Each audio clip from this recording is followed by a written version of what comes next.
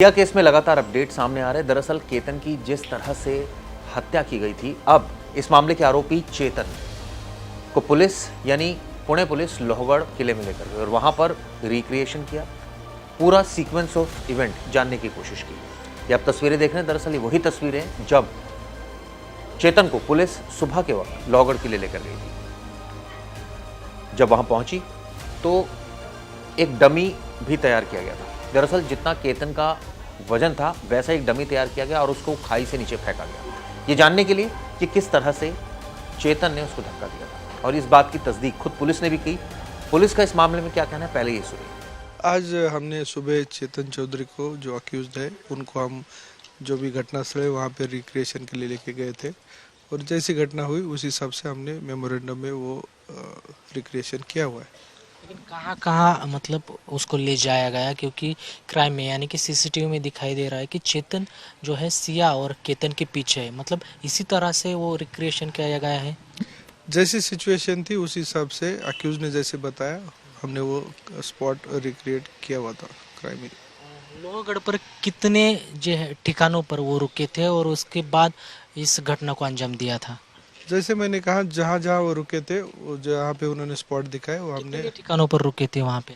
वो अभी इन्वेस्टिगेशन का पार्ट है, पर जहाँ रुके थे उन्होंने हमें बताया। डमी भी यूज किया है, कितने किलो का था और किस तरह से धक्का दिया गया? हाँ, हमने डमी का यूज़ किया था। केतन जो ये हुए हैं इसमें उनका जो वेट था उसके उसके वजन का हमने डमी यूज़ किया था उसमें। लेकिन सिया को भी आपने मतलब केतन को धक्का देने का जो रिक्रिएशन किया था, अब जो चौधरी है उसको भी धक्का देने का ये किया है रिक्रिएशन, मतलब ये दोनों आरोप लगा रहे हैं एक दूसरे पर। ये पार्ट ऑफ इन्वेस्टिगेशन है। हम अलग अलग उसमें हमने चेक किया कि कैसे कैसे सिचुएशन हुई थी।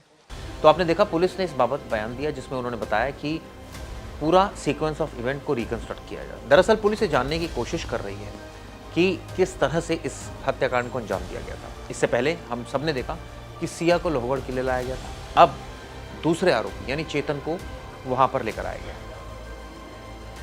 अभी भी 4 दिन के पुलिस रिमांड पर है दोनों आरोपी यानी सिया और जो चेतन है, उनसे पूछताछ की जा रही है। अब आपको बताता हूं इस पूरे मामले में सबूत क्या क्या हाथ लग गए हैं। ये बात सच है कि ये पूरा मामला सर्कमस्टांशियल एविडेंस पर बेस्ड है, यानी कोई चश्मदीद नहीं है। अब मौके पर दोनों आरोपियों की मौजूदगी, सीसीटीवी फुटेज, मकसद एक प्लानिंग भी साफ हो गई कि किस तरह से पासपोर्ट को जानबूझकर छिपा दिया गया और उसके बाद ड्रामा किया गया।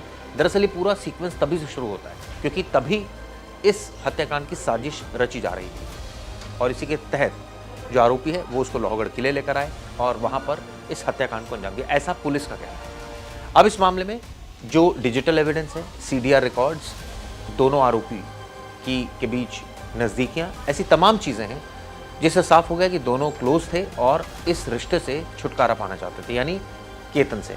ऐसे में उन्होंने सोचा कि क्यों ना उसकी हत्या कर दी जाए। अब इसको लेकर तरह तरह की बातें हो रही हैं। इस पूरे मुद्दे पर सबसे पहले ये सुनिए कि सिया के परिवार वालों का क्या कहना है। दरअसल सिया के परिवार वालों से भी पुलिस ने पूछताछ की थी। हमारे संवाददाता ने उनसे बातचीत की, सुनिए पहले उनका क्या कहना है। मेरे साथ प्रवीण गोयल है भी जो उनके पिता है। मुझे सबसे पहले आप ये बताइए कि ये एग्जैक्टली लॉयर का आपका इशू क्या हुआ है? सर, ये आशुतोष श्रीवास्तव जी, ये बहुत बड़ा नाम है और मैंने कभी उनको हायर नहीं किया है और इस केस का तो मुझे कुछ भी पता नहीं है कि उनका कैसे क्या है क्या नहीं है, और हमने तो हायर नहीं किया है, ना मेरी कभी बात हुई है उनसे और ना कभी मैंने देखा है। और हमने तो जो कुछ किया है वो विपुल जी सर को किया है और पूरे केस की तहकीकात वही देखेंगे और वही करेंगे। लेकिन श्रीवास्तव का बार बार कहना था उनके पास वकालतनामा है, वो कोर्ट में भी अपीयर हुए, फिर एग्जैक्टली क्या हुआ? नहीं, उसके बारे में मुझे कुछ भी पता नहीं है। श्रीवास्तव साहब के बारे में मुझे कुछ भी पता नहीं है, क्या हुआ क्या नहीं हुआ। मेरी बेटी ने उनको सिग्नेचर दिए, उनको भी कुछ पता नहीं हुआ, उन्होंने तो बस वो कुछ देखा नहीं है और एक वकालत के नाम के वो हिसाब से सही कर दी होगी, बाकी हमने उनको कभी हायर नहीं किया। नहीं किया। नहीं। आपको पुणे के लिए लोनावाला पुलिस ने बुलाया था, आपकी पत्नी पूजा गोयल भी वहाँ साथ में थी, तो स्टेटमेंट्स रिकॉर्ड हुई है, किस तरीके की प्रोसेस आपके साथ हुई है? सर हम सुबह 11:30 बजे पहुंच गए थे, हमें रात को 11:30 बजे छोड़ा। जी। कम से कम यानी कि 11:30-12 घंटे पूरी तहकीकात की है पुलिस ने हमारे साथ। उन्होंने जो जो क्वेरीज पूछी, हमने जो जो हमें पता था वो हमने सब क्वेरीज दी है उनको, और पूरा स्टेटमेंट भी दिया है, मैंने भी और मेरी मिसेस पूजा गोयल ने भी, और वो अच्छे से तहकीकात कर रहे हैं। मैं तो बस यही बोलूँगा कि उनको जल्द से जल्द इस बारे में अपराधी का पता चले और उन्हें सख्त से सजा दी जाए। देखो, आपको ये भी पूछा गया होगा एग्जैक्टली कि क्या आपको इस पूरे मामले में मालूम था, नहीं था? हाँ पूछा मैंने, पर मुझे इस मामले की कोई भी जानकारी नहीं है। अगर कुछ मुझे पता चलता तो मैं कुछ ना कुछ एक्शन लेता था, और कुछ ना कुछ सामने वाले से बात करके भाई ये रिश्ता थोड़ा यानी कि पोस्टपोन करते हैं, ऐसे ऐसे कोई बात आई है मेरे सामने, तो मैं ज़रूर बात करता था। पर मेरे सामने बिल्कुल भी 1% भी यानी कि कोई बात लीक नहीं हुई जिससे मैं ये मन में भी लेके आता था। तो पिछली बार जब हम इंटरव्यू किए थे तब सिया की माँ का कहना था कि चेतन एक बार कुछ क्रिकेट मैच के दौरान वगैरह मिला था, नहीं सर, पहचाने थे। ये अभी तो बात सब बाइट हो गई है, और मैं अभी इस मानसिक अवस्था में नहीं हूँ कि मैं ज़्यादा बाइट दे सकता हूँ, और मैं बहुत रेस्ट हूँ। कल भी लोगों ने, मीडिया वालों ने मुझे बहुत तकलीफ दी, तो जिसकी सर, वजह से मुझे शॉप बंद करके आना पड़ा, जी। तो मैं नहीं ज़्यादा बाइट दे सकता हूँ, प्लीज़। ठीक है, मुझे बस ये बताइए कि अब ये बातें सामने आ रही कि दोनों की शादी से मतलब एंगेजमेंट से पहले कुंडली जुड़ाई गई थी। हाँ, वो सामने वालों ने सिया का बायोडाटा और जन्म कुंडली मांगी थी, तो मैंने दे दी थी। तो उनका ही सामने से फ़ोन आया था कि ऐसे ऐसे 27-28 गुण कुछ मिल रहे हैं और हमारी तरफ से हाँ है।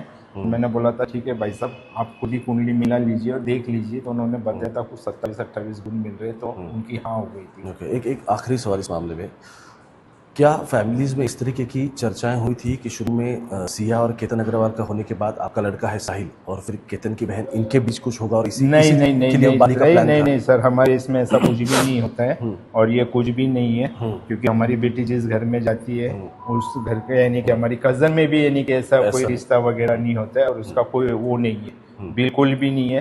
प्लीज़, और इस बारे में आप कुछ मुझे पूछो भी मत, और कुछ भी नहीं है, ऐसा हमारा कुछ नहीं है। एक आखिरी सवाल सर, कि अगर इस पूरे मामले में आपकी लड़की दोषी साबित होती है तो?